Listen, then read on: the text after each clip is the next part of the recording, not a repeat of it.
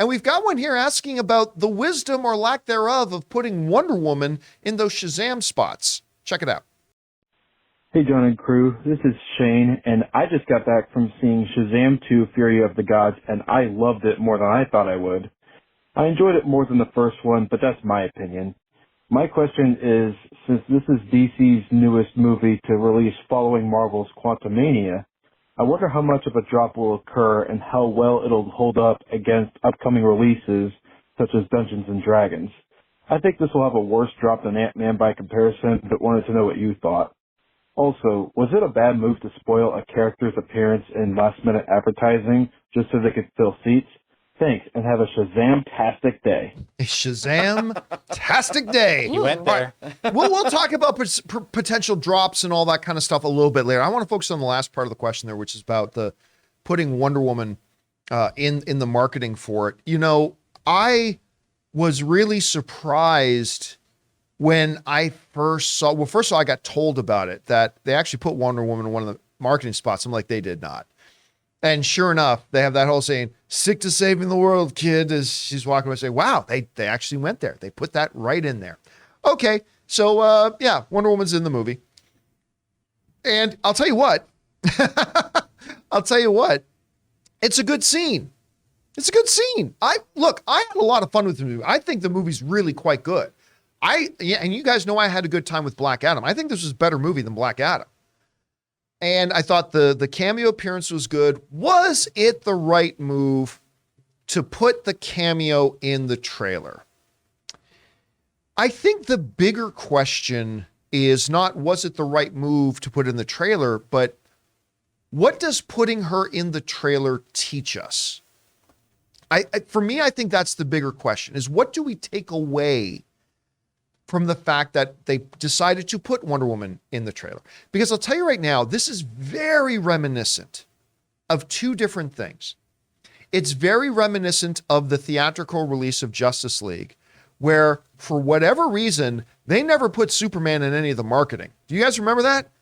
They didn't put Superman in any of the marketing for Justice League. And then with like 2 days before the movie came out, they realized this isn't tracking so well. You saw his shoulder. And people were like, I think that's his shoulder. Oh, yeah, I think that. But they were keeping him. They were pretty much keeping him out of the marketing. And then like 2 days or a day before, they started putting him in the marketing because they realized things weren't tracking. It was like, well, too little, too late, guys. And then it's also reminiscent of what happened with Black Adam. Black Adam's was on its way out. They were trying to keep the Henry Cavill involvement under wraps, although many of us were speculating about it for almost a year, but still. And then when they realized, looks like the tracking is not good for our movie. This is going to make a lot less money than we thought. And then they just came right out and said, hey, everybody, Henry Cavill's in the movie as Superman. Henry's here, Superman's here. In both cases, neither of them did any good. The reality is, by putting Superman, Henry Cavill, in the Black Adam marketing late in the game, didn't help. Didn't help at all.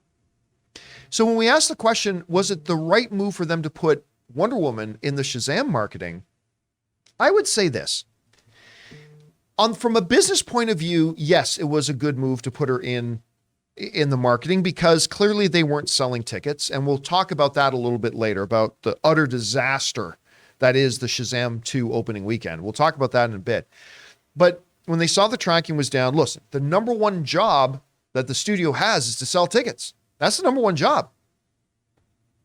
It doesn't help the studio at all if people say, wow, that was a great surprise, if they lose hundreds of millions of dollars. Doesn't help. They got to sell tickets. And they tried to keep her out of the marketing. They tried not to let that be a part of it. But the tracking numbers, as we followed the Shazam 2 ticket sales tracking for the last couple of months, went from like 50 million opening to 45 million opening to 40 million opening to $35 million opening, ultimately to where we ended up with a $30 million open. And so they felt like we got to do something. And the one thing that they had, the one card that they hadn't played was Wonder Woman makes an appearance. All right, show it. And ultimately, see, here's why. It ultimately doesn't really change anything about your experience of the movie. Knowing that Wonder Woman makes a cameo in it does not change your experience of the movie. Okay. Unlike, say, Sixth Sense, where if you know that he's dead all along, that fundamentally changes your entire viewing experience. What? Jonathan, That so sorry. fundamentally changes your entire viewing experience of the movie. Like from beginning to end, it completely changes your experience of the movie. Knowing Wonder Woman pops up doesn't change anything. But again, to me, it's not so much was it the right move, and unfortunately, business-wise, it was the right move. It's what did we learn from this? What we learned from this, and the Henry Cavill popping up as Superman thing and stuff like that, is that the DCU, as it has been, is truly dead. It's truly dead. Nobody cares about that era of the DC universe anymore. And it breaks my heart. As a diehard Cavillite, it breaks my heart to say that. But saying, hey, everybody, look, Superman from the DCU is going to pop up in Black Adam. Crickets. Nobody cared. I cared. I talked about it every fucking day. Every day you turned in, oh God, Campea is going on more about Henry Cavill showing up in Black Adam. I know. But ultimately, didn't make a lick of difference because nobody cares about the DCU anymore. Sorry, the DCEU anymore. Wonder Woman was the first bona fide hit that the DCU had. The first Wonder Woman movie, first bona fide hit, the first trifecta winner where the audiences loved it, the critics loved it, the box office loved it, winning across the board. Of course, since then, we've had Wonder Woman 1984, which wasn't, let's generously just say it wasn't as good as the first one. No, thank you. Let's just be generous and say it. It just wasn't as good as the first one. Thank you to that second serving. Not at all. But arguably, still, Gal is one of the more popular figures of the era of the DCU that was. Didn't make a lick of difference. Didn't make a lick of difference. Now, listen, you put out a Marvel movie. Let's say you have the Marvels coming out, right? And then let's say 2 weeks before the Marvels comes out, I don't know, they show that Black Widow makes an appearance in it. How they do that, I don't know. I'm just making up a hypothetical scenario. People are going to go crazy. You show that Steve Rogers is going to make an appearance in it. The people are going to go crazy. I think this is just another sign that this once again reaffirms that the DCEU needed to be ended and have a new era start. Because it's dead. Between Black Adam failing to make $400 million at the box office, this sort of thing, and you know what really sucks? We're talking about a movie that I really liked in Shazam 2. I really like this movie. I'm not sitting here being one of these guys where let's shit all over Shazam and talk about how everything failed and how it's like, I actually really, really, really like this movie. So it's kind of breaking my heart to talk about it in these terms. But was it the right move to put her in? Yeah. But the lesson we take away from it was it made no difference because nobody cares about what was the DCEU anymore. And this could be really interesting to see how this all ties up with Flash. We want to take a second to thank a sponsor of this video, Mint Mobile. If saving more and spending less is one of your top goals for 2023, why are you still paying insane amounts of money every month for your phone bill? Switching to Mint Mobile is the easiest way to save this year. As the first company to sell premium wireless service online only, Mint Mobile lets you order from home and save a ton with phone plans starting at just $15 a month. You guys know I made the switch over to Mint Mobile a while ago. The process couldn't have been easier, and I can't believe that I am spending less than a third of what I was spending on one of the other major carriers before. By going online only and eliminating the traditional costs of retail, Mint Mobile passes the significant savings on to you. All plans come with unlimited talk, text, and high-speed data delivered on the nation's largest 5G network. Use your own phone with any Mint Mobile plan and switch easily in minutes with eSIM. To get your new wireless plan for just $15 a month and get the plan shipped to your door free, go to mintmobile.com/Campea. That's mintmobile.com/Campea. Cut your wireless bill to $15 a month at mintmobile.com/Campea. Anyway, Chris, we saw the TV spots. Well, we heard for a long time the whispers and the rumblings, but people who don't watch shows like this or do shows like this probably didn't hear about it. They decided to straight up put her cameo right in the spot. Was that the right move? And what, if any, lessons do you think we take away from the fact that they did that? Well, I understand why they did it, right? Because it was hoping for that same kind of pop that we had when we finally saw, Professor X in the Doctor Strange ads. Right. Right? And does that spoil the cameo? Kind of, yeah. Because when we hear that X-Men music and the roll in, we all get really excited. But here he's coming. Okay, we got that part. And I don't feel like that quite works for this particular cameo, since not getting too spoilery here, it's a literal Deus Ex Machina moment. Yeah. So that I feel is very weird that she's shown. But I understand it. Also, chat, you guys need to keep up with things. She wasn't deep faked. People have stand-ins all the time. It's her in the movie. Calm down. The directors talked about it.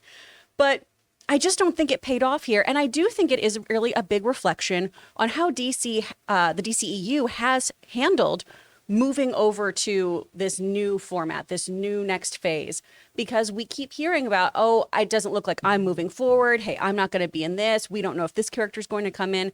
And I do think that affects people wanting to go invest their time in the box office. I think your average moviegoer, right? Maybe not your diehard comic book fan, maybe not your I go see every DC Marvel movie kind of person. They don't care as much because they just want to see a good story and a good film. But, folks like some of my friends or even my family, they're scrapping all of this, right? And I'll just wait till they start doing the new movies. And I think it's made a big impact. And I feel like they really should have handled how they've had the stars talk about their relationship with DC moving forward. I think Zachary Levi, honestly, was one of the smartest ones. So it was, hey, we're going to see how things shake out.